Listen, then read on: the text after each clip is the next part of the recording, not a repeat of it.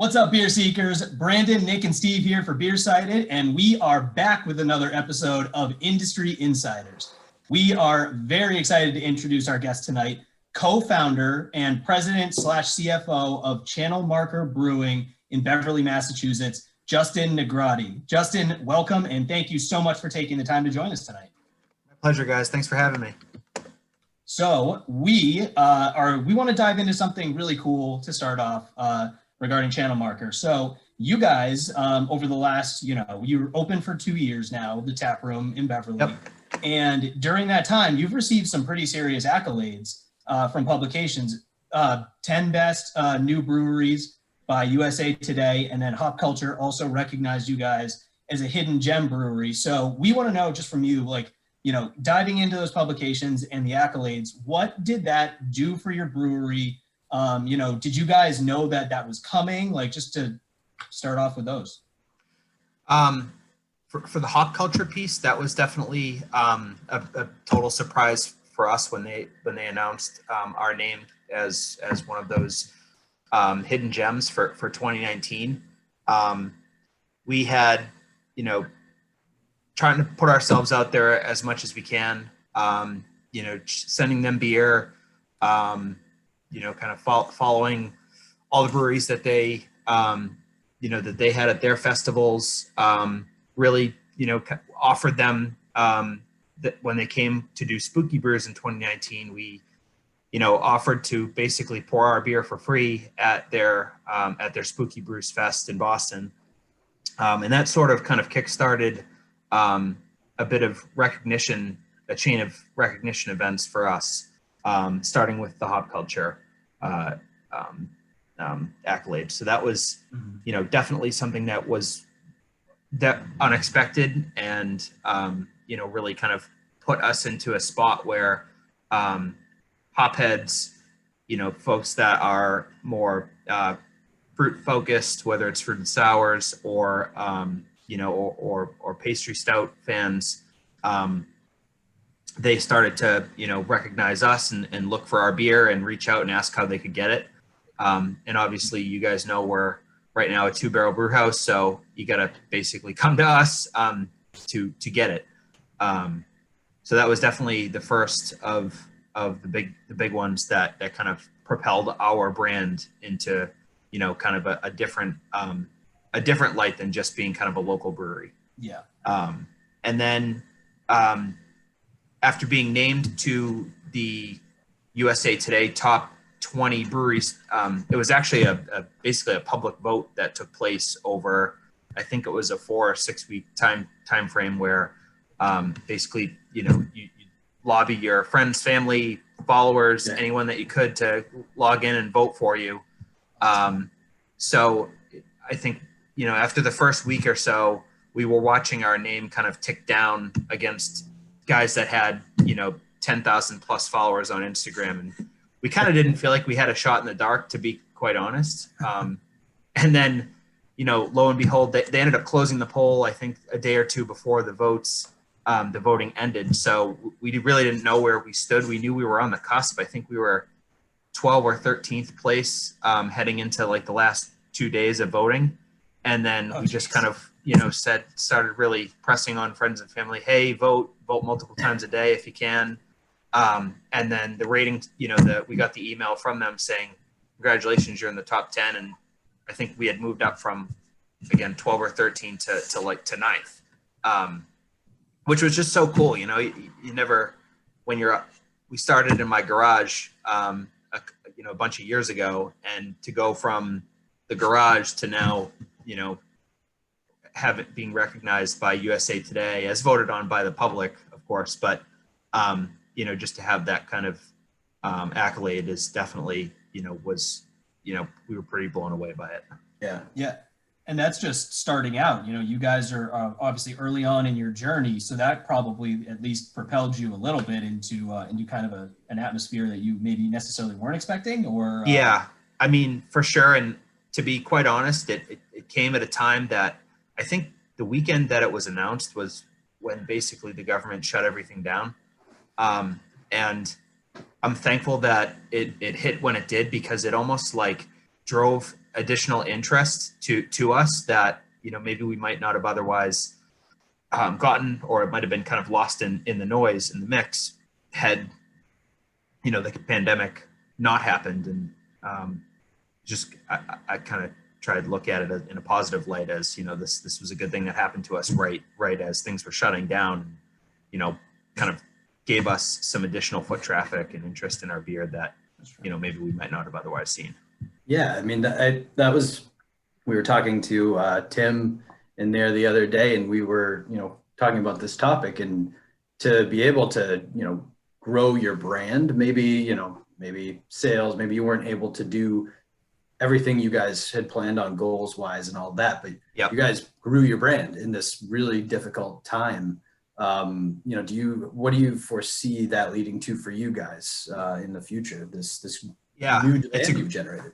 It's a great question. So we definitely, as kind of, if I put on my CFO hat, I certainly am looking at the numbers and know that we're leaving money on the table by being the size that we are. So the immediate plan, the things that I'm doing day to day right now, are working with a couple of local financial institutions, local community banks, to secure funding to grow Channel Marker. So we have intentions to start construction hopefully within the next 6 weeks on an expansion behind our existing brew house. Mm-hmm. There's an art gallery there. It's about 800 square feet or so. And that would allow us to then put in an additional brewing system, a 5-barrel brewing system. Right now we're on a 2. And the hope is that, or the intent is for us to continue hammering on our 2-barrel while construction's going on. We really can't afford any downtime, to be honest. And hopefully that once we bring that 5-barrel online, that becomes, we can really start ripping on cans and doing and offering more people access to our beer. Right now we're pretty much running out every weekend, and folks are calling on Sundays and calling us Monday, Tuesday, Wednesday, Thursday, and it's like, hey, do you have beer? And no, we don't. We're sorry, we're going to go in to address that. And at the same time, you can only tell people that so many times before they find other breweries to support. So folks have been definitely patient with us. We'd love to grow. We would have loved to grow over the summer, but you got to kind of go through,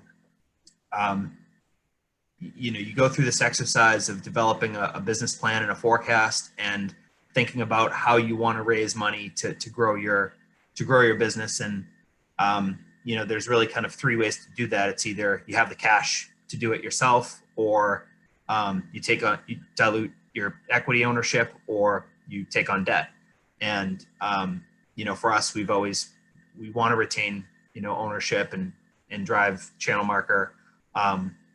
Jake, Tim, and I making the decisions and not having others at the table. So the debt route is kind of the one that we're going after, and that just takes time to work with banks, and especially during a pandemic. And a lot of banks kind of view breweries and restaurants as kind of being one and the same, for better or worse. So you really kind of show them that you're a viable business and that you're going to continue to survive and thrive and all these things. So that's kind of where we're going. Do you think because of the pandemic and everything that's happened, did that actually almost expedite the expansion process for you guys, or do you think it would have come sooner? So we were like, I would say 2 weeks away from pulling the trigger on a new loan at this time last year. And our thought at that point was to rip out the 2-barrel and put in a 4. And we were like, I'm telling you, we were weeks away from signing papers with the bank to do that. God. And then the pandemic hit. So it's almost a blessing in a way that these things happened the way that they did, because looking back on it now, we're very thankful we didn't just jump on the 4-barrel and rip out the 2, because I think we would still be in a position where we weren't giving ourselves a chance to grow beyond the 4. it happened so that, you know, during the pandemic, our landlord, who had been vehemently against us taking over the gallery, I think finally kind of realized, like, artists aren't really attracting people in person to come look at their works in a gallery type setting. I've got these guys who are begging me to rent this. Like, what am I doing? Why shouldn't I rent this to them? Yeah. And so finally he was like, yeah, let's talk about, you know, what it looks like you guys taking over that space. So, you know, the pandemic kind of helped us in ways that I think would have been bottlenecks for us had this not happened, and got us thinking kind of on a bit of a bigger scale. I still think at 5 barrels, we're still probably going to bump up against a supply problem, but I think we'll always try and be conservative, and I'd rather run out of beer than sit on beer, and worry about how I'm going to get rid of it, or, you know, have to sell it at a lower price point because it's got to go to stores instead of direct to consumer. You know, in a way, I think that almost like contributes to the lore a little bit of what you guys are doing. I mean, if you run out of stuff, then like that kind of creates that demand. And I've stood it out in that line to go in and grab some beer. And I mean, I think that just maybe like kind of expedites your like name recognition a little bit just by having that line out the door. And yeah. And, you know, like we're still, in terms of brewing, we're 2 years into being a commercial brewery, and we're not naive to think that, you know, we could just instantly jump to a 30 barrel brew house and, you know, expect the same results as what we're doing here at Channel Market, which is basically a scaled up version of our homebrew process that we had out in my garage. So by going from 2 to 5, we feel like that's kind of it's a good jump. It allows us to, you know, if we wanted to get some 10 barrel fermenters to really boost up our output, we could do that double batch. But, you know, when we kind of sat down and we're speccing out the new brewing system, it's not so overwhelming. And we feel like we have a really good opportunity to, you know, kind of grow at a reasonable price and make sure that we're hitting all our numbers in the brew house, and, you know, the recipes are dialed in. And from day one, we're putting out product that is just as good as it is today. That's actually, sorry, Nick. I was just going to say, you were mentioning how, you know, you guys went. We hear this a lot. They went from brewing in the garage to they decided to open a brewery. For you guys, what was the inflection point where you knew we're going to take this commercial and start selling our beer? So I would say the inflection point for us happened in, I think it was October of 2017. We had some really close friends who owned an event and catering company, and they had this beautiful old firehouse that they operated their business out of. And they said, you know, they had tried our beer all along the way, and we're like, you know, we taste a lot of beer with all these events that we host, and we think you guys have a really, really good portfolio of beers that people need to be aware of, and you guys should, like, they're entrepreneurs, and they kind of saw us, you know, wanting to go that route, and really encouraged us to, like, come over. They'll host this tasting event for as many people as they could jam in the firehouse, and, you know, kind of get feedback from people that were beer people, but had never, you know, we had no interactions with before that. That day really kind of solidified it for us when we saw and heard all the feedback that we got from people we had no idea who they were. You know, they tasted what's now the Commodore. At the time it was called Dad Bod. They tried our first sour, and I think we did a double dry hop double IPA.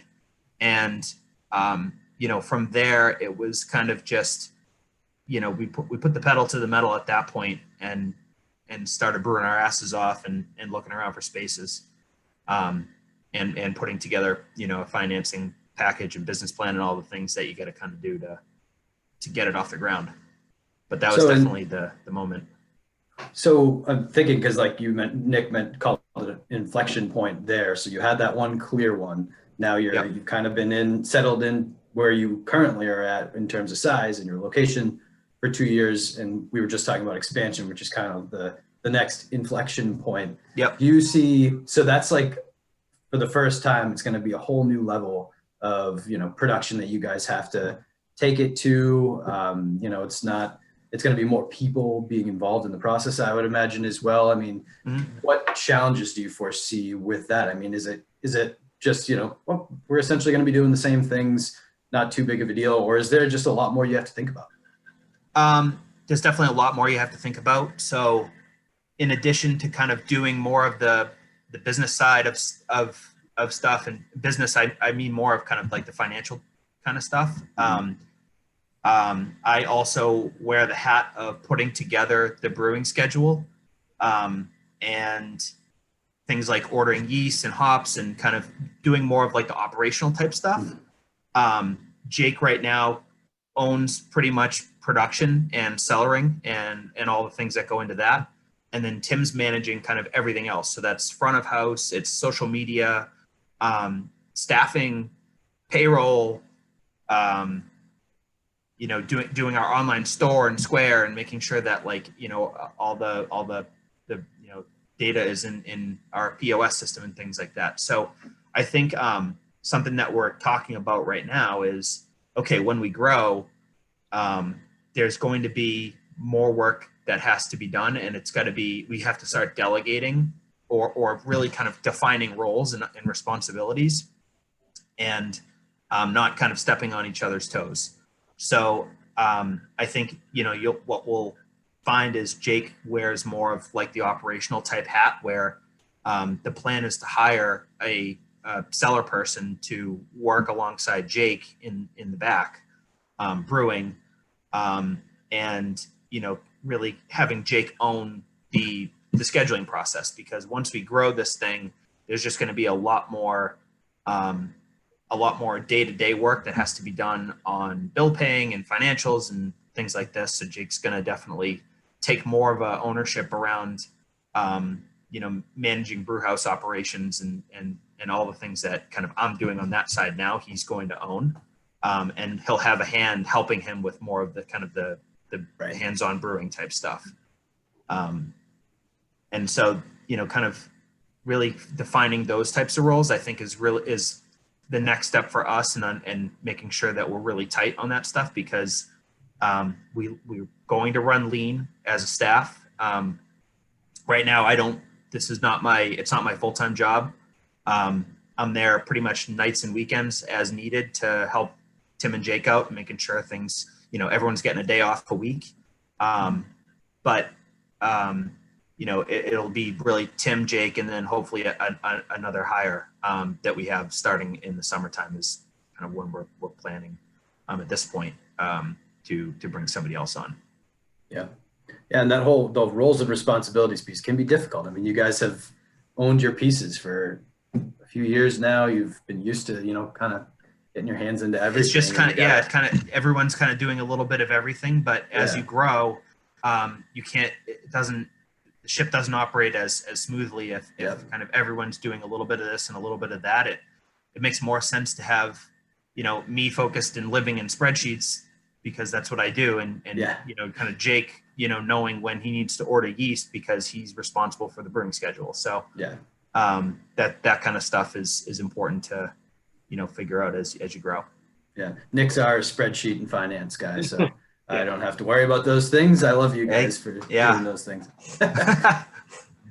Well, speaking of your beer, and, you know, having tried several, if you take a look at the USA Today article, the hop culture, you know, it kind of focuses a little bit on you guys brewing like a specialty of New England IPAs, of IPAs. But, you know, we know that you guys have also really dove kind of heavily into the sour game and just, you know, trying variations of those. You know, was that something you guys wanted to start up initially, was like just focus on IPAs and kind of perfect this while we get bigger, and then we'll focus on other stuff? Because we know that your sour line is wildly successful. And I don't know if you saw it, but I raved about your Queen Siren Super Berry with marshmallow. Thank you, man. Unreal. I haven't, I'll have to check that out. It's funny, Tim in a post Tim did this morning about our release coming Friday. It's going to be Blueberry Siren, which is actually the first Saw that, sour yeah. beer that we ever brewed in the garage. Cool. And we Oh, that's ended up, cool. yeah, we picked, like, I think we used the blueberries my wife and I had picked in Maine one weekend. That's great. And it had a giant pellicle on it because it got infected because we didn't pasteurize the fruit, and like it had this crazy funk that was, I enjoyed it, but definitely a little bit of, had a Brett character to it. But when we were kind of crafting up the business plan, sours were always kind of a bullet point that we mentioned as being a differentiator for us, but it definitely was not the style of beer that we intended to, or that we thought would definitely, kind of propel us into that next level. Yeah. It was really New England style IPAs that the three of us really enjoyed drinking and brewing. So we thought, we would just brew our New England style IPAs that we feel like we really had honed in on, and then, kind of everything else would, be additive to that draw.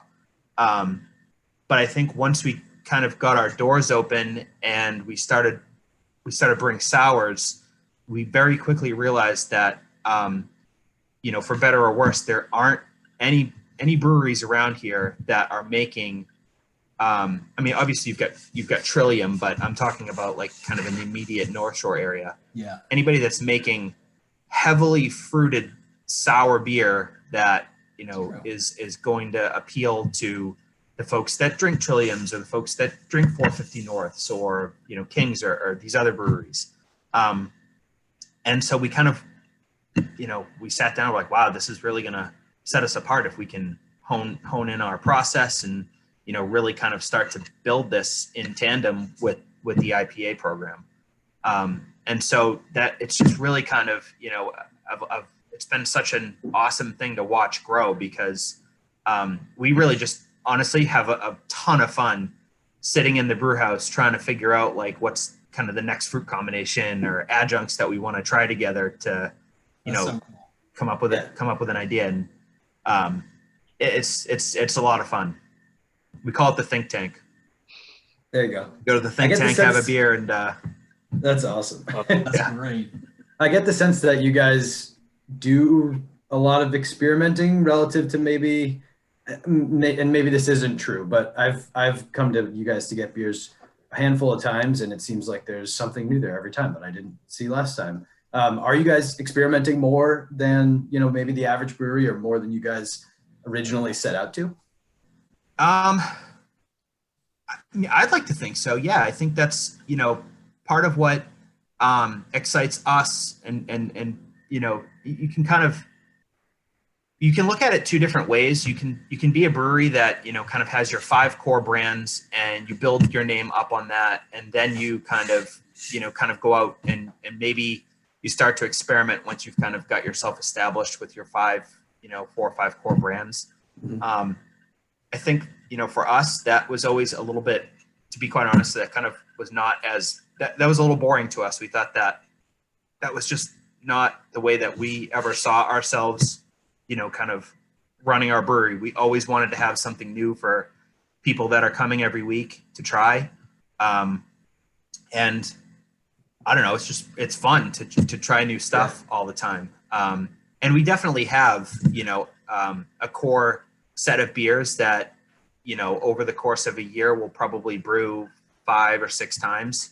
One of the goals actually in 2021 is to have our flagship IPA brewed and released once a month, so that we at least can start to build up that brand, knowing that we're going to grow brewing operations. Our close friends Widowmaker, we've definitely chatted with them a bunch, and you'll start to see their Blue Comet IPA out frequently in stores now.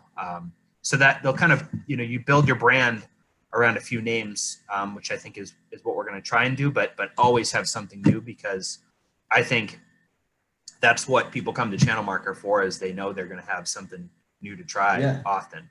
Yeah. Right. So getting that like regularity in your brewing cycles kind of doesn't jive well with the 2-barrel system that you guys, Right. are working on. Yeah, I memean, we have such flexibility with that 2-barrel brew house. I'm so thankful that we started at that size, because had we gone in at a 10-barrel, like pretty much anyone you talk to is like, what are you doing going in at 2? But we kind of looked at it as an opportunity to, one, start small, and then two, give us the ultimate flexibility when we do grow to keep that 2-barrel and use it as a pilot program. Right, exactly. And constantly have something new and wacky and crazy, either in process or coming out that week. Something that Tim and I talk about all the time is lagers. We'd love to brew lagers, but to tie up a 2-barrel right now, or to tie up a 2-barrel for 5 weeks right now would it would not be a financially smart decision to do that. Yeah. But once we have the 5-barrel with five 5-barrel fermenters going, I don't mind tying up a 2-barrel for 4 to 8 weeks while we've got a lager going and a small batch release. So, kind of having the flexibility to do that kind of stuff was why we decided to go 2 barrels in the first place, knowing that we would need to scale eventually. We just didn't project it needing to happen at the end of year 2. Yeah. Yeah, I think that's kind of a good problem to have. Yeah, exactly. And like Brendan was saying before, it adds to that that mystique, that exclusivity. That what do they got coming out this week? Yeah, exactly. That's I'm following along on Instagram all the time because I'm like, I need to know what's coming out. What have they got coming out this week? What kind of wacky thing? And we've got some really fun things planned for the next. I think we've got the next 6 weeks planned out right now, and along the way, there's going to be some really cool stuff coming out. Yeah. So you guys currently have that is just coming out or coming out this weekend, a collaboration with Remnant, right? And then we just from talking to Tim the other day, we know you guys have some other collaborations coming down the pipeline. Yep. So the Remnant collab is coming out this week. We made the decision to double batch that collab. What we've found is when we do a collab with somebody here at Channel Marker, it ends up selling out super, super quick. And folks that come, we're only yielding 20 to 21 cases on an IPA or a double IPA. And, maybe we push that to 22 or 23 with a sour, which, if you're doing allotments of 4 to 6 cans per person, it just doesn't go very far. So I think we're going to start trying to double batch anything that we're doing collabs on so that more people can get access to the beer. Yeah. So we double batched the Remnant collab. Charlie came down for one of the brew days and has been in several times since, trying the beer along the way. So that's been really cool getting to know him. He's just an unbelievable guy, and a person that's been in the industry for many, many years and knows a ton about brewing. So that was a great experience. A few weeks ago, maybe about a month ago, we released the Swedish Fish sour collab that we did with Lost Shoe. And that sold out in, something like an hour or two. And it was definitely, we caught hell for setting the limits, I think, at 6 per person, which wasn't a good choice by us. But we decided that, okay, let's brew this thing again. Let's get this on the schedule very, very quickly. So that beer was brewed this past weekend, and JP at Lost Shoe actually brew a 7-barrel batch or 6-barrel batch at his spot. So the plan is for us to both release that beer on the same day, and hopefully we get people going to us and to him, and trying it out from both places. And we shared our entire process and recipe with him, and I think he obviously did a few tweaks to make it his own. But I think it'll be. I'm super pumped to see how his comes out versus ours. That'll be pretty cool. Yeah, it's so cool. Yeah. So other than that, I think we've got a collab booked with who do we got? I know we've got Gilded Skull at some point coming up. We've got something really fun and wacky coming out for Valentine's Day. Just some fun stuff coming down the pipeline that I think we're gonna have a lot of fun with it. That's awesome. Yeah, we're trying to get into a schedule of kind of doing at least 3 new beers a month, 3 to 4, hopefully 1 a week. I like to do 1 a week, but it doesn't always work out that way, just with what we have on hand for labels, and what haven't we brewed in a long time, and things like that. So, quick one about related to collaborations. You guys are, well, in Beverly, there's 4 breweries within walking distance of each other. Yep.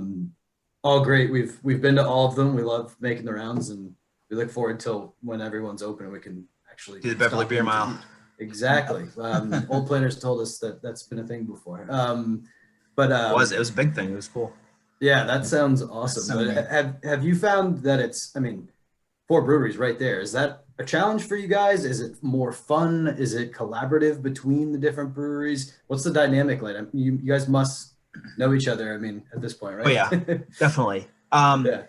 I would say there's, Paul Gentili said it best when I think after Planters opened their doors, and they were the 3rd to open their brick and mortar. Paul said it best in that a rising tide lifts all ships. And I don't think truer words could have been spoken about how that works out for all of us. I think certainly when tap rooms were open, on a Saturday and a Sunday when it's nice out, you definitely see people walking and trying. At least the 3 of us, Backbeat wasn't open at that point, but there was definitely cross-pollination happening between customers going from brewery to brewery. That's not to say that we're certainly motivated to, make sure that we're brewing the best beer that we can, and we kind of stake our claim on that. But there's definitely nothing but, good vibes happening between the 4 of us. We've reached out to Planters a couple of times when we've needed hop varieties that, we didn't have on hand, and Paul's come down and borrowed our manual hand can labeler. We've gone to Backbeat and bought like oat malt off of Pete because our shipment got delayed, and Planters borrowed like 2 boxes of black, gloves for us, nitrile gloves when they were out of stock. So it's definitely a very open community, and when somebody needs something or needs help, everyone's there to lend a hand. That's cool.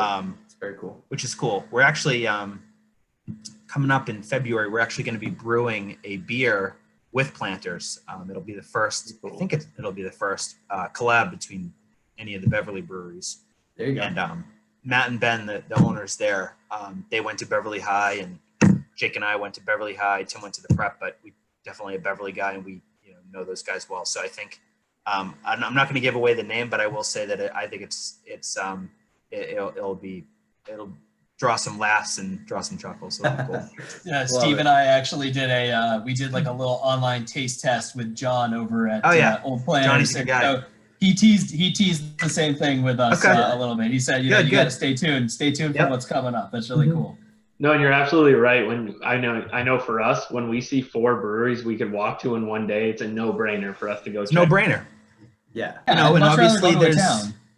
Yeah, go to a town, and there's going to be beers that you like at every spot. But and we kind of get chastised a bit, at least when we're kind of ribbing with those 4 about brewing beers that are kind of more hype beers than they are traditional styles. But I always say to each their own, and that's kind of, we're brewing what the market wants. So that's kind of what we're going after. Then you point to a Swedish Fish beer and say, how fast did this one sell out?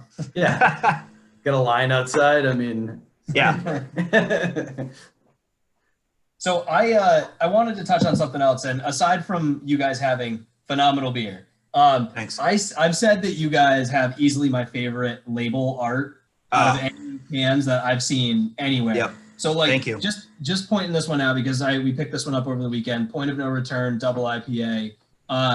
Just like rotating it. It's just I love everything about it. Steve's got the Siren, which has multiple variations. And when we were there the other day, we found out a little bit about the backstory behind the labels. So you guys are in Porter Mills studio, which houses a lot of art galleries in Beverly. Mm-hmm. And so we found out that someone nearby at least like does a chunk of these labels. We know that you guys have worked with him several times. You know, can you talk a little bit about these specific labels that you guys have done with a few of your beers, and just like what is it about the label art that is just like so striking and like it needs to be on beer like this? So I guess our relationship started when we were first checking out the Porter Mill as a potential site for channel marker. And this guy, Andrew Houle, rents a gallery space down a few doors from us in the building. And he was telling us about, you know, the great vibe that the building had, and how he'd love for us to, you know, take the spot. It had been vacant for over a year, and he just felt like it was a good fit for the building and the artists, and just kind of trying to revive the, you know, the building itself. And we had, you know, we didn't know Andrew up until that point, but, you know, he had brought us into his gallery to show us what he was working on, and we were just blown away by the quality of his work, the level of detail and, you know, and time and effort that he spends on his work. We really respected that a lot, and it was clear that he, you know, cherishes the, you know, his version of art just as much as we treasure the art of brewing beer. So we felt like we just, I guess, stylistically and just our viewpoints on our works aligned well with Andrew. So, you know, we approached him initially and said, hey, you know, we've got this beer. We're going to call it Flagship. We'd love to have you, you know, draw something that we could eventually use on a label. And he absolutely knocked it out of the park for us. And That's my favorite one by far. I mean, he just kills every work that we give to him. And so his process is, he basically takes like a graphite pencil and draws the image on, I don't know, some sort of canvas, and then sends that to us, and we make kind of tweaks from there. And after that, he then actually oil paints the work. So every can label that you see that's done by him, there's actually a painting, either the original he sells to somebody or he has it in his collection. But awesome. But all those works are all oil paints. You can buy prints on his website and these kinds of things. But you know, it's just, it truly is a work of art with every label. And you know, it takes him between 4 and 6 weeks to turn around the painted ones. We've started to have him do some more of the pencil type sketches that we've turned into labels, Jacob's Ladder and Rod and Reel, and there's a new one coming out pretty soon. Even the propeller one that you might have tried has the pencil sketch by him of the propeller. But you know, we've just really gravitated towards him designing as many labels as we can possibly put on his plate. He actually just got recognition today. Blaze Brewing Company up in Camden, Maine, who we did a collab with, had him do a painting for their first bottled stout release. Okay, that's that's called, great. I think it's dropping this weekend. So we were just so happy for him when, you know, when this thing it got blasted out on social today. They did a nice article about him and his work, and you know, we couldn't be more happy to have a partner like Andy. And then on the flip side, you know, you'll probably also see some other cans that are a bit more kind of cartoony in a way. And those are designed by our bartender, Max Plank. Max been with us for over a year now, bartending, maybe even closer to 2. And he was always doodling on his iPad. You know, anytime he'd come in, and we'd always ask him, Max, what are you working on? He just has great ideas and, you know, great work. And, you know, it got to the point where we were kind of wanted to release beers a bit faster than, you know, Andrew could kind of, we could come to expect from Andrew because of the level of detail and time it takes for him to turn around a good piece of art. So we started using Max to kind of fill in, and Max has been knocking it out of the park. The Swedish Fish beer that you saw, that was Max. Yeah. That was a Max work, and I think you'll see more Max work coming out in the coming year too. So kind of between those two, I think it's kind of a, you know, a good mix between, you know, kind of more jazzy and snazzy versus, you know, kind of art, you know, oil paints and these kinds of things. You know, and I'm not asking you to speak for either of them, but it's kind of cool that like doing art for brewer or beer cans kind of opens up just this whole new audience that you wouldn't necessarily expect to get as an artist. And I mean, so it kind of like works both ways for both of you guys. That's our hope. We were really flattered actually that so Blaze had reached out to us like 2 days ago and said, "Hey, Andy, you know, we know you guys blessed us to do this one-off with Andy for our bottled stout, but actually we want to hire him to do a few of our normal cans, our kind of core brands. Are you guys cool with that?" And we were like, "Yeah, good for Andy. Like, put as much work on him as he can take, because you know that's you know exactly what we would hope for, is that his name gets out there and people start hiring him for, you know, brewing stuff or otherwise. So that, you know, that's just, it's good. It's good all around. It's good all around. It's very cool. Yeah. And before we get you out of here, I have to ask, I have become a very big fan of sours. So I was curious, what is your favorite sour that you've made? And have you seen like the demand for sours in general go up over the last few years? Because I feel like it has. And I feel like one of the reasons is because Channel Marker and places like Channel Marker are brewing better sours, and it's becoming a bigger thing. So my favorite sour, that's a good question. I really, really loved the super berry marshmallow. I thought that, so Tim and Jake kind of came up with that marshmallow process. We had used marshmallow, I think, in 1 or 2 beers before that, but what we did on the cellaring side to incorporate marshmallow into that beer, I think is something that we definitely plan to do with more sours going forward. And I just thought it added just this great body to the beer in a way that was different than just having the fruit. So I think I was definitely blown away by that beer once I cracked it off the can. I'll always like the Siren Black Raspberry when we drop that. So I would say those two are. I'm more of a berry person than, you know, kind of more of the stone fruits, but that's just my palate. I also really liked the Propeller Frosé that we did with Kings. I think we did that back in July. I don't know if you guys had the opportunity to try that at the time, but it was a Bomb Pop inspired Propeller. So we did I've never seen that on Instagram. Cherries, lime, black raspberry, or blackberries, blueberries, raspberries, and I think cotton candy. We ended up putting into that beer, and that came out really good. So that was pretty cool. Wow. To your point on sours, I mean, speaking for us, we've certainly seen the demand go up for sours. And, you know, before COVID hit, we definitely had a much more wider range of styles that were on tap. There was typically always a dark beer. There was 2 or 3 IPAs / double IPAs, maybe a pale, and then, you know, a sour. I would say now if we were to open our doors, you know, if you know, everyone's immune and we could open up doors again tomorrow, it would be stupid of us not to have like 2 or 3 or 4 sours on draft.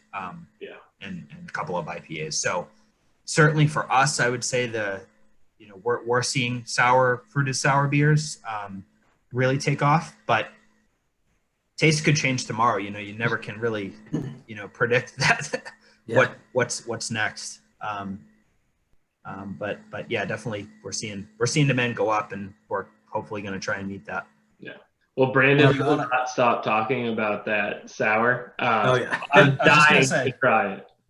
I was going to say, if you want to, if you want to watch me absolutely gush over a beer, just go back on our Instagram and like a week or 2 ago, and it was our beer of the week, and Steve and I did like a little shoot, and I could not stop talking about how great it was. It wasn't Steve and him, it was him. I was talking about one of the other shot it together, and Brandon went off for like 10 minutes. It was great content. What's interesting is the first time we tried using marshmallow, we had tried using fluff, and I'll never forget that day because I ended up being down at the brewery at the time. Tim was trying to ladle like 4, 5, or 6 jars worth of fluff into the fermenter with it cracked open, and it was during active fermentation, and the ferment, like the krausen started to climb out of the tank, and Tim had to shut it really quickly, and then the whole thing just started ripping. So that was we went back to the drawing board to come up with a better way to introduce marshmallow into beers, and I think we've got a good process now. A few more tweaks to be made, but we're getting close. That's awesome. Yeah, that's a funny day. Not a good day for Tim, but a funny day for me. No, yeah, a little nerve-wracking maybe, but the trial and error, you guys figured it out. Yeah. Well, Justin, before we let you go, we just want to know from you, where can people, find out more about Channel Marker Brewing and the beers you guys do? Any updates that people can get? What's the best way to get information from you guys? Yep. So we've got a website. It's I'm just pulling it up right now. It's channelmarkerbrewing.com. My partner Tim does an incredible job making sure that website is up to date with everything that we've got for sale on any given day. As of right now, the only 2 days a week that we're open are Fridays 4 to 8, and then Saturdays 12 to 3. Again, hoping we can expand in the next few months and also expand along with that our hours. But for right now, it's those 2 days and those 2 times. We're on Facebook, we're on Instagram, we're on Twitter. So give us a follow on any of those platforms. Again, Tim does a great job of making sure he's communicating across all those platforms what we've got pouring, what's coming down the pipeline, what we're releasing, any merch, changes to schedules, all that kind of stuff. Perfect. We'll keep brewing that awesome beer. We'll definitely keep coming back for sure. And remember that open at noon means get in line at like 11:30, right? Before that, Saturdays have been okay. It's Fridays that we see the Fridays that we see the line. Yeah. Oh, really? yeah, I was there early. I was there early on New Year's Eve day, and I was early, but I was way late. I was still waiting in that line. Thanks, guys. Well, Justin, thank you so much. So again, channelmarkerbrewing.com, and follow them on Instagram and all social media at Channel Marker Brewing. Follow us at BeerSighted Pod on Instagram and across all of our channels. BeerSighted.com to stay up to date with our latest content, and then find us on YouTube and subscribe to our channel for more of these industry insiders and other videos like this. Justin, again, thank you so much. We really appreciate it. Cheers. Cheers, guys. Thanks, John. Cheers.